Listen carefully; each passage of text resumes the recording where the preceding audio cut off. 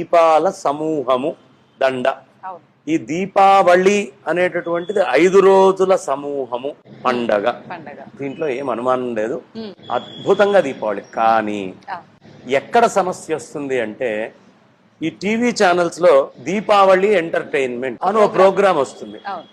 దానికి దీపావళికి సంబంధం ఉంటుంది. ఆ వెనకాల దీపావళి అనే శబ్దం వాడడంతో అబ్బో దీపావళి అని జనాలందరూ అవి చూడటం మొదలు పెడతారు. కానీ దీపావళి అంటే నరకాసురుడు, అతను ఎలా చంపబడ్డాడు, ఆ చరిత్ర ఏమిటి, అలాగే ధన్వంతరి పుట్టుక ఎలా జరిగింది, ధనత్రయోదశి నాడు దీపావళి రోజు వచ్చేటప్పటికి రామచంద్రమూర్తి యొక్క విజయానికి సంకేతంగా దీపాలని ఎలా పెట్టారు, గోవర్ధనగిరి పూజ అంటే కృష్ణ పరమాత్మ ఏ విధంగా దేవేంద్రుణ్ణి కాకుండా గోవర్ధన గిరికి పూజ చేయించారు, ఇంద్రుడి యొక్క గర్వాన్ని ఎలా దూరం చేశారు, అదే విధంగా యముడితోటి అతని యొక్క